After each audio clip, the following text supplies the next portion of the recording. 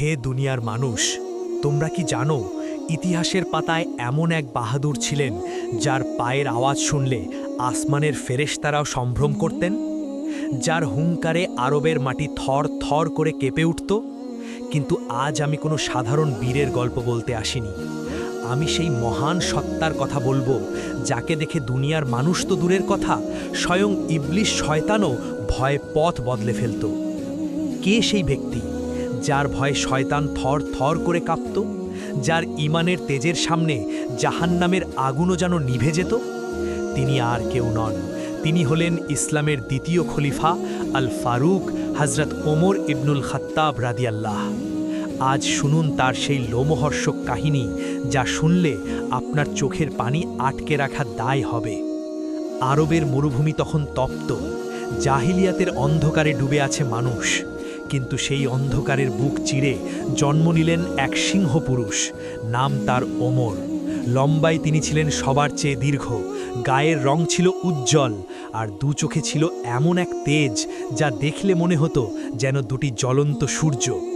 তিনি যখন কথা বলতেন মনে হতো মেঘ গর্জন করছে, তিনি যখন হাঁটতেন মাটি যেন গর্বে বুক ফুলিয়ে দিত।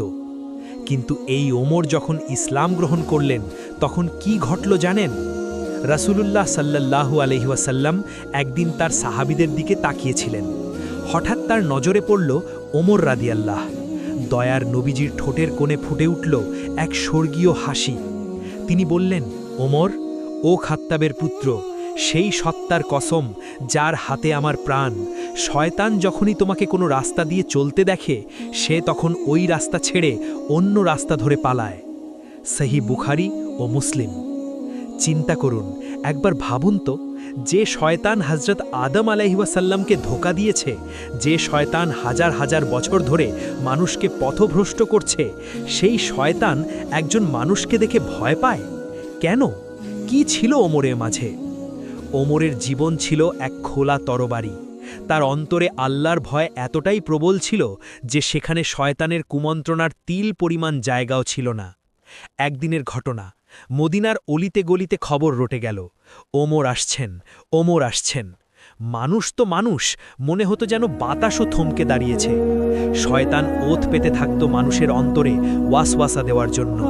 কিন্তু যখনই সে দূর থেকে দেখত ওই যে ওমর আসছেন, তার হাতে সেই বিখ্যাত চাবুক, শয়তানের কলিজা শুকিয়ে যেত। শয়তান ভাবত, এই সেই ওমর যার সামনে আমি কোনো পাপকে সাজিয়ে তুলতে পারি না, যার সামনে মিথ্যা বললে জিহ্বা অরষ্ট হয়ে যায়, যার রাগের সামনে আমার সমস্ত চক্রান্ত ধুলোয় মিশে যায়। তাই শয়তান বলতো, পালাও, পালাও এখান থেকে, ওমরের ছায়াও যেন আমাদের স্পর্শ না করে। হে ভাই ও বোনেরা, ওমর রাদিয়াল্লাহ কেন শয়তানের আতঙ্কে পরিণত হয়েছিলেন? কারণ তিনি নিজের নফসের অর্থাৎ প্রবৃত্তির গলায় পা দিয়ে দাঁড়িয়েছিলেন। শয়তান মানুষকে ধোঁকা দেয় লোভ দিয়ে, নারী দিয়ে, ক্ষমতা দিয়ে, কিন্তু ওমরের কাছে এসব ছিল পায়ের ধুলোর সমান। একবার এক মজলিসে গান বাজনা হচ্ছিল, যেই মাত্র শোনা গেল ওমরের পায়ের আওয়াজ, গায়িকারা ভয়ে সব বাদ্যযন্ত্র লুকিয়ে ফেলল, সবাই চুপ হয়ে গেল। রাসূলুল্লাহ সাল্লাল্লাহু আলাইহি ওয়াসাল্লাম এই দৃশ্য দেখে হেসে ফেলেছিলেন এবং বলেছিলেন, ওমর, তোমাকে দেখে তো শয়তানও ভয় পায়। ওমর রাদিয়াল্লাহ কেবল তরবারি দিয়ে যুদ্ধ করতেন না, তিনি যুদ্ধ করতেন তার তাকওয়া দিয়ে। তার প্রতিটি শ্বাস প্রশ্বাসে ছিল আল্লাহর নাম। শয়তান জানত ওমরের মনকে কোনোভাবেই কলুষিত করা সম্ভব নয়, তাই সে রণে ভঙ্গ দিত। ওমরের রাস্তা ছিল হকের রাস্তা, সত্যের রাস্তা, আর শয়তানের রাস্তা হলো মিথ্যার। আলো আর অন্ধকার যেমন এক হতে পারে না, তেমনি ওমর আর শয়তান এক পথে চলতে পারে না। আপনারা কি সেই রাতের কথা জানেন যখন অর্ধ পৃথিবীর শাসক ওমর রাতের অন্ধকারে ছদ্মবেশে ঘুরে বেড়াতেন? তার পিঠে থাকত আটার বস্তা, ঘামে ভিজে যেত তার শরীর। শয়তান দূর থেকে এই দৃশ্য দেখত আর অবাক হতো। সে ভাবত, শাসকরা তো আমার বন্ধু হয়, তারা অহংকারী হয়, কিন্তু এই ওমর কেমন শাসক, যে নিজের পিঠে প্রজার খাবার বহন করে, যে কুকুরের না খেয়ে থাকার ভয়েও আল্লাহর দরবারে কাঁদে?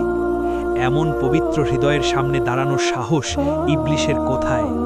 ওমরের এই বিনয়, এই আল্লাহ ভীতিই ছিল সেই অদৃশ্য চাবুক যার আঘাতে শয়তান ক্ষতবিক্ষত হতো। ওমর যখন রাস্তা দিয়ে হাঁটতেন তার গাম্ভীর্য আর নূরের আভায় শয়তানের চোখ ধাঁধিয়ে যেত। আসুন আমরা চলে যাই সুদূর মিশরে। ওমরের খেলাফতকাল। সেনাপতি আমর ইবনুল আস রাদিয়াল্লাহ মিশর জয় করেছেন।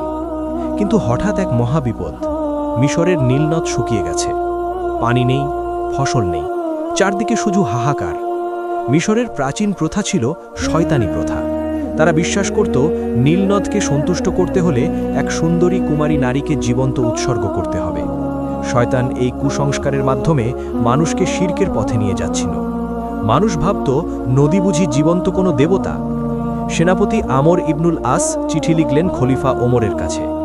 হে আমিরুল মুমিনিন, নীলনদ শুকিয়ে গেছে, মানুষ শিরক করতে চাইছে, এখন আমরা কি করব? মদিনায় বসে চিঠি হাতে পেলেন ওমর। তার দুই চোখ জ্বলে উঠল। শয়তানের এই ধোঁকাবাজি তিনি সহ্য করবেন না। তিনি ফিরতি চিঠিতে সেনাপতিকে লিখলেন, এই কুসংস্কার বন্ধ করো, আর আমার এই চিঠিটি নীল নদের বুকে ফেলে দিও। কি লেখা ছিল সেই চিঠিতে? ওমরের সেই চিঠি ছিল সরাসরি শয়তানের গালে এক চপেটাঘাত। চিঠিতে লেখা ছিল, আল্লাহর বান্দা ওমরের পক্ষ থেকে মিশরের নীল নদের প্রতি। হে নদী, তুমি যদি নিজের ইচ্ছায় প্রবাহিত হয়ে থাকো তবে তোমার প্রবাহিত হওয়ার কোনো প্রয়োজন নেই।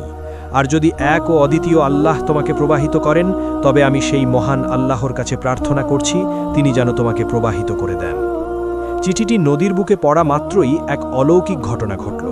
শয়তান চেয়েছিল মানুষকে দিয়ে শিরক করাতে, নরবলি দিতে, কিন্তু ওমরের ইমানের তেজ সেই পরিকল্পনা তছনছ করে দিল। সেদিন রাতেই নীলনদের পানি 16 হাত উঁচুতে প্রবাহিত হতে শুরু করল। সুবহানাল্লাহ! শয়তান দূর থেকে দাঁড়িয়ে দেখল তার হাজার বছরের সাজানো চক্রান্ত ওমরের এক টুকরো কাগজের কাছে পরাজিত হয়েছে। ওমরের হুকুম শুধু মানুষ মানে না, ওমরের হুকুম জড় পদার্থ, নদী নালাও মানতে বাধ্য হয়। কারণ ওমর আল্লাহর হুকুম ছাড়া এক পাও ফেলেন না। আরেকটি ঘটনা শুনুন যা প্রমাণ করে ওমরের রুহানি শক্তি শয়তানের গতির চেয়েও দ্রুত ছিল। দিনটি ছিল জুমার দিন। মসজিদে নববীতে হাজার হাজার সাহাবী বসে আছেন। ওমর রাদিয়াল্লাহ খুতবা দিচ্ছেন। হঠাৎ মাঝপথে তিনি খুতবা থামিয়ে দিলেন। তার চোখ চলে গেল হাজার মাইল দূরে পারস্যের নেহাওয়ান্দ প্রান্তরে। সেখানে মুসলিম বাহিনী কাফেরদের সাথে যুদ্ধে লিপ্ত। শয়তান কাফেরদের সাহায্য করছিল মুসলিম বাহিনীকে ফাঁদে ফেলার জন্য। পাহাড়ের আড়ালে শত্রু সৈন্য লুকিয়ে রেখেছিল। মুসলিম সেনাপতি সারিয়া রাদিয়াল্লাহ সেই ফাঁদ দেখতে পাচ্ছিলেন না। পরাজয় ছিল নিশ্চিত। ঠিক সেই মুহূর্তে মদিনার মিম্বরে দাঁড়িয়ে ওমর চিৎকার করে উঠলেন। ওমর গর্জন করে বললেন, ইয়া সারিয়া আল জাবাল, আল জাবাল! হে সারিয়া, পাহাড়ের দিকে তাকাও, পাহাড়কে আড়াল বানাও। হাজার মাইল দূর থেকে ওমরের সেই কণ্ঠস্বর বাতাস চিড়ে শয়তানের সমস্ত প্রতিবন্ধকতা ভেদ করে সেনাপতি সারিয়ার কানে পৌঁছে গেল। সারিয়া চমকে উঠলেন। তিনি পাহাড়ের দিকে সরে গেলেন এবং নিশ্চিত পরাজয় থেকে মুসলিম বাহিনীকে বিজয়ের দিকে নিয়ে গেলেন। শয়তান হতভম্ব হয়ে গেল। সে ভাবল, আমি তো মানুষকে ধোঁকা দিই, কিন্তু এই ওমরের চোখকে তো আমি ফাঁকি দিতে পারছি না। সে মদিনায় বসে আমার রণকৌশল দেখে ফেলছে। এত ক্ষমতা! নদীর উপর হুকুম চলে, হাজার মাইল দূরে তার কণ্ঠস্বর পৌঁছে যায়। তবুও এই মানুষটি কেমন ছিলেন জানেন? তিনি নিজেকে দুনিয়ার সবচেয়ে তুচ্ছ মনে করতেন। শয়তান মানুষের মনে অহংকার ঢুকিয়ে যায়। ক্ষমতা পেলে মানুষ ফেরাউন হয়ে যায়। কিন্তু ওমর যত ক্ষমতা পেতেন তত বেশি মাটির সাথে মিশে যেতেন। শয়তান একদিন এক মানুষের রূপ ধরে ওমরের দরবারের দিকে আসছিল। তার উদ্দেশ্য ছিল ওমরকে ধোঁকা দেওয়া। কিন্তু দরবারের কাছাকাছি এসে সে দেখল ওমর রাদিয়াল্লাহ মাটিতে বসে এক এতিম শিশুর সাথে খেলছেন, তাকে পিঠে চড়াচ্ছেন। ওমরের চোখের কোণে পানি। এই দৃশ্য দেখে শয়তান থমকে গেল। সে বুঝল, যার অন্তরে এত দয়া, এত বিনয়, তার অন্তরে আমি ইবলিসের কোনো জায়গা নেই। অহংকার যেখানে থাকে শয়তান সেখানে বাসা বাঁধে। কিন্তু ওমরের হৃদয় ছিল অহংকার মুক্ত এক পবিত্র ঘর। ভাই ও বোনেরা, শয়তান ওমরকে ভয় পেত তার তলোয়ারের জন্য নয়, শয়তান ভয় পেত ওমরের তাকওয়া বা আল্লাহ ভীতিকে। ওমর যখন রাস্তা দিয়ে হাঁটতেন তিনি ভাবতেন, হায়, আজ যদি আমি কোনো ভুল করি কাল হাসরের মাঠে আল্লাহকে কি জবাব দেব? এই যে জবাবদিহিতার ভয়, এটাই ছিল ওমরের ঢাল। শয়তান যখনই ওমরের কানে ফিসফিস করতে আসত, ওমর একটু আরাম করো, একটু ভোগ করো, তখন ওমর নিজের নফসকে চাবুক মারতেন আর বলতেন, হে খাত্তাবের পুত্র, তুই কি জান্নাত ভুলে গেছিস? শয়তান তখন আর্তনাদ করে বলতো, হায়, এই লোকটাকে তো আমি কোনোভাবেই বশ করতে পারলাম না, এ তো দুনিয়াতে থেকেও দুনিয়ার নয়। কিন্তু বন্ধুরা, শয়তান কি হাল ছেড়ে দিয়েছিল? না, শয়তান জানতো সামনাসামনি যুদ্ধে ওমরের সাথে পারা যাবে না। তাই সে বেছে নিয়েছিল এক জঘন্য পথ, এক কাপুরুষোচিত চক্রান্ত। যে ওমরকে শয়তান রাজপথে ভয় পেত, সেই ওমরকে আঘাত করার জন্য শয়তান তৈরি করল এক গভীর ষড়যন্ত্র। ওমরের শাহাদত ছিল শয়তানের জন্য এক উৎসবের দিন। কিন্তু সেই কান্না ভেজা দিনটিতেও ওমর কিভাবে জিতেছিলেন আর শয়তান কিভাবে হেরেছিল, কিভাবে ওমরের রক্ত ইসলামের বাতিকে আরও উজ্জ্বল করেছিল, সেই হৃদয় দিদারক কাহিনী শুনলে পাষাণ হৃদয়ও গলে যাবে। চোখের পানি ধরে রাখার প্রস্তুতি নিন। সময় ঘনিয়ে এসেছে। শয়তান বুঝতে পেরেছিল ওমরের সামনে দাঁড়িয়ে লড়াই করার ক্ষমতা তার নেই। তাই সে বেছে নিল কাপুরুষের পথ। সে জানত ওমরের পাহারাদার কোনো দেহরক্ষী নয়, ওমরের পাহারাদার স্বয়ং আল্লাহ। কিন্তু তাকদিরে লেখা ছিল এই সিংহপুরুষ শাহাদাতের পেয়ালা পান করবেন। সেদিন ছিল বুধবার, ফজরের আজান হয়ে গেছে। ওমর রাদিয়াল্লাহু জায়নামাজে দাঁড়ালেন, তাকবীর দিলেন, আল্লাহু আকবার। তার সেই ভরাট কণ্ঠের ধ্বনিতে মদিনার আকাশ বাতাস কেঁপে উঠল। কিন্তু কে জানত এটাই হবে তার শেষ সুস্থ তাকবীর। শয়তানের প্ররোচনায় আবু লুলু ফিরোজ, এক অগ্নিপূজক গোলাম, বিষাক্ত খঞ্জর নিয়ে ওমরের পেছনে ওত পেতেছিল। যেইমাত্র ওমর রাদিয়াল্লাহু কিরাত শুরু করলেন, অমনি সেই পিশাচ ঝাঁপিয়ে পড়ল। একবার নয়, দুবার নয়, পরপর 6টি আঘাত, নাভির নিচে, কাঁধে, পাঁজরে। মসজিদে নববীর পবিত্র মাটি রক্তে লাল হয়ে গেল। যে ওমরকে দেখে শয়তান পালাতো, আজ সেই ওমর লুটিয়ে পড়লেন মেহরাবে। কিন্তু তখনও তার চিন্তা নিজের জানের জন্য ছিল না। মসজিদে কান্নার রোল পড়ে গেল। হে আমিরুল মুমিনিন, হে ওমর বলে সাহাবীরা চিৎকার করে উঠলেন। কিন্তু ওমরের ঈমান দেখুন, রক্তে ভেসে যাচ্ছে শরীর, অথচ জ্ঞান ফেরার পর তার প্রথম প্রশ্ন ছিল, হে লোকেরা, আমার নামাজ কি শেষ হয়েছে নাকি নামাজ বাকি আছে? সুবহানাল্লাহ। জীবন যায় যাক, কিন্তু রবের সেজদা যেন কাজা না হয়। লোকেরা যখন বলল, হে ওমর, আপনাকে এক অগ্নিপূজক আঘাত করেছে, তখন যন্ত্রণার মধ্যেও ওমরের মুখে এক চিলতে হাসি ফুটে উঠল। তিনি বললেন, আলহামদুলিল্লাহ, আল্লাহ আমার মৃত্যু কোনো মুসলমানের হাতে লেখেননি। কাল হাসরের মাঠে কোনো মুসলমান আমার রক্ত নিয়ে আল্লাহর সামনে দাঁড়াবে না। শয়তান আড়ালে নাড়িয়ে হাসছিল।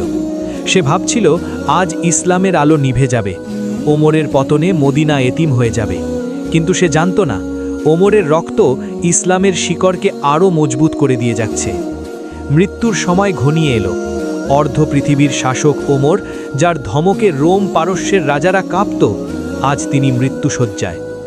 ওমর তার ছেলেকে বললেন, হে আব্দুল্লাহ, আমার মাথাটা তোমার কোল থেকে মাটিতে নামিয়ে দাও। ছেলে কাঁদছেন, সরাতে চাইছেন না। ওমর ধমক দিয়ে বললেন, নামিয়ে দাও, আমার গালটা মাটির সাথে মিশিয়ে দাও, যাতে আমার রব আমাকে দেখে দয়া করেন। চিন্তা করুন ভাই ও বোনেরা, যিনি জান্নাতের সুসংবাদ পেয়েছেন, তিনি মাটির সাথে গাল ঘষছেন আর কাঁদছেন। তিনি বিড়বিড় করে বলছেন, হায় ওমর, যদি আজ আল্লাহ তোমাকে ক্ষমা না করেন, তবে তোমার ধ্বংস অনিবার্য। মা যেমন তার সন্তানকে ভালোবাসে, আল্লাহ কি আমাকে তেমন ভালোবাসবেন না? শয়তান এই দৃশ্য দেখে স্তব্ধ হয়ে গেল। সে ভেবেছিল মৃত্যুর সময় মানুষকে বিভ্রান্ত করবে। কিন্তু ওমরের বিনয়, ওমরের এই কান্না দেখে শয়তান বুঝল ওমরকে হত্যা করা যায়, কিন্তু ওমরের ঈমানকে স্পর্শ করা যায় না। অবশেষে সেই মুহূর্ত এলো। মদিনার সূর্য যেন সেদিন আলো দিতে ভুলে গিয়েছিল। ওমর চলে গেলেন। শয়তান হয়তো সাময়িক উল্লাস করেছিল, কিন্তু সে জানত ওমরের তৈরি করা শাসন ব্যবস্থা, ওমরের ইনসাফ কেয়ামত পর্যন্ত তাকে জ্বালাতে থাকবে। তাকে শুইয়ে দেওয়া হলো তার দুই প্রিয় বন্ধু, আমাদের নবীজি এবং আবু বকর রাদিয়াল্লাহু। ওমরের চাবুক থেমে গেল, কিন্তু তার রেখে যাওয়া আদর্শ আজও শয়তানের বুকে চাবুক মারে। আজ আমাদের মাঝে ওমর নেই, তাই আজ শয়তান আমাদের ঘরে ঘরে, আমাদের অন্তরে বাসা বেঁধেছে। আজ আমরা অন্যায়ের প্রতিবাদ করতে ভয় পাই, আমরা সত্য বলতে ভয় পাই। হে আল্লাহ, তুমি কি দেখছো না আমাদের অবস্থা?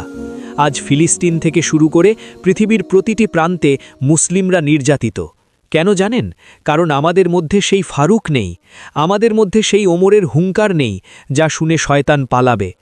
আমরা দুনিয়াকে ভালোবেসে ফেলেছি, আর ওমর দুনিয়াকে লাথি মেরেছিলেন। হে ভাই, হে বোন, এই ভিডিওটি দেখে যদি আপনার চোখের কোণে এক ফোঁটা পানি জমা হয়, তাহলে সেই পানি মুছবেন না।